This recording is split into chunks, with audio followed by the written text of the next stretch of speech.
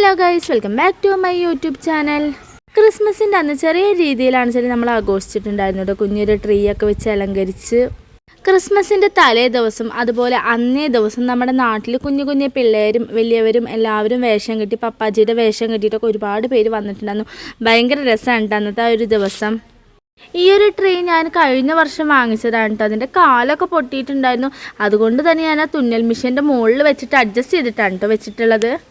കരോളൊക്കെ വന്ന് അതൊക്കെ കണ്ട് തിരിച്ചു പോയിട്ട് കുഞ്ഞാറ്റയ്ക്ക് ഉറക്കമൊന്നും ഉണ്ടായിരുന്നില്ല. അച്ഛനും മകളും കൂടി പാട്ടൊക്കെ വെച്ച് ഫുള്ള് കളിയായിരുന്നു കേട്ടോ. ക്രിസ്മസ് കഴിഞ്ഞതിൻ്റെ പിറ്റേ ദിവസം നമ്മൾ പാതിരാക്കുന്നത്ത് മനക്കിലേക്കാണ് കേട്ടോ പോകുന്നത്. കേരളത്തിലെ വളരെ പ്രസിദ്ധമായ നാഗക്ഷേത്രങ്ങളിൽ ഒന്നാണ് കേട്ടോ ഈ പാതിരാക്കുന്നത്ത് മന.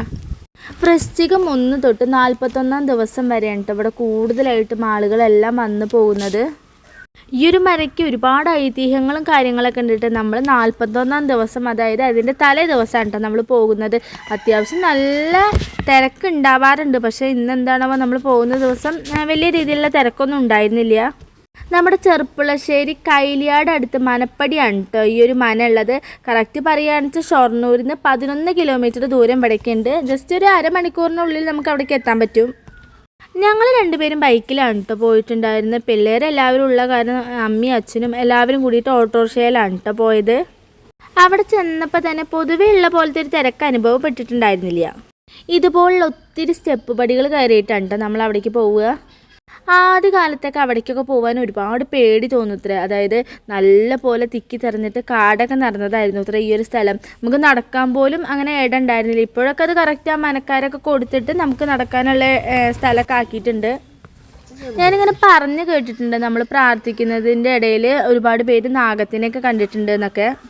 പിന്നെ അവിടുത്തെ വഴിപാട് വരുന്നത് 100 പാലും പഴവും എന്നാണ് കേട്ടോ പറയുക. അതായത് നാഗങ്ങൾക്ക് പാലും പഴവും കൊടുക്കലാണ് അവിടുത്തെ മെയിനായിട്ടുള്ള വഴിപാട്. ഇങ്ങനെയാണ് കേട്ടോ പാതിരാക്കുന്നത്ത് മനയുടെ ഒരു മുൻവശം വരുന്നത്. ഈ ഒരു മനയിലെ ഐതിഹ്യം എന്ന് പറഞ്ഞാൽ എത്രയോ വർഷങ്ങൾക്ക് മുമ്പ് അവിടുത്തെ തറവാട്ടുകാരന് അവർക്ക് സന്താന സൗഭാഗ്യമൊന്നും ലഭിച്ചിട്ടുണ്ടായിരുന്നില്ല. അപ്പോൾ പിന്നീട് അവർ വടക്കുന്നാഥ ക്ഷേത്രത്തിൽ പോയിട്ട് ഭജനയൊക്കെ ഇരുന്നു.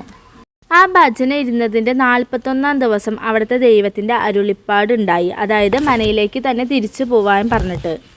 ആ അരുളിപ്പാടിന് ശേഷം അധികം വൈകാതെ തന്നെ തൻ്റെ പത്നി ഗർഭിണിയാവുകയും ചെയ്തു. തൻ്റെ ഭാര്യയ്ക്ക് ഇരട്ടക്കുഞ്ഞുങ്ങളാണെന്നും അതിലൊരു കുട്ടി സർപ്പക്കുഞ്ഞും ഒരു കുട്ടി മനുഷ്യക്കുഞ്ഞും ആയിരുന്നു.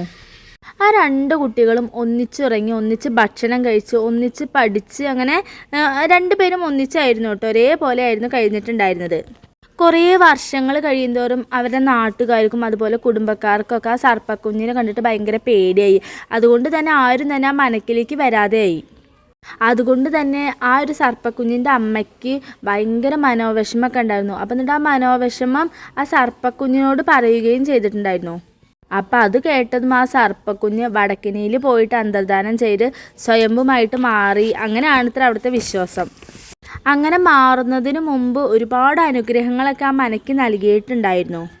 അങ്ങനെയാണ് ആ മനയുടെ ഐതിഹ്യം എന്നാണ് ഞാൻ പറഞ്ഞു കേട്ടിട്ടുള്ളത്. അപ്പോൾ ഇത് കൂടാണ്ട് ഒരുപാട് ഐതിഹ്യങ്ങളുണ്ട്, നമുക്ക് കൂടുതലായിട്ടൊന്നും അറിയില്ല. മനക്കിൽ പോയിട്ട് അങ്ങനെ നമ്മൾ അവിടുന്ന് നേതിച്ചോറും മോരുകറിയും ഭക്ഷണമൊക്കെ കഴിച്ചു വിട്ടുക. പണ്ടൊന്നും നമുക്കിതുപോലെ മോരുകറി അച്ചാർ അങ്ങനെയൊന്നും ഉണ്ടായിരുന്നില്ല. നമ്മൾ പുറത്തുനിന്ന് അങ്ങനെ വാങ്ങുകയൊക്കെ കേട്ടോ ചെയ്തിട്ടുണ്ടായിരുന്നു. നല്ല അടിപൊളി ഭക്ഷണമായിരുന്നു.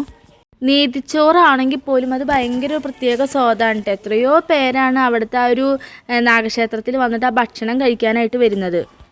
അത് കഴിഞ്ഞ് നേരെ വീട്ടിൽ വന്ന് നമ്മൾ ക്രിസ്മസിൻ്റെ കേക്കൊക്കെ മുറിച്ചിട്ടോ. ക്രിസ്മസ് കേക്ക് ആർക്കും ഇഷ്ടമില്ലാത്ത കാരണം ക്രീം കേക്കാണ് വാങ്ങിയിട്ടുണ്ടായിരുന്നത്. അപ്പോൾ ഇത്രയേ ഉള്ളൂ നമ്മുടെ വീഡിയോ. പുതിയ വീഡിയോ ആയിട്ട് വരാം. ബൈ.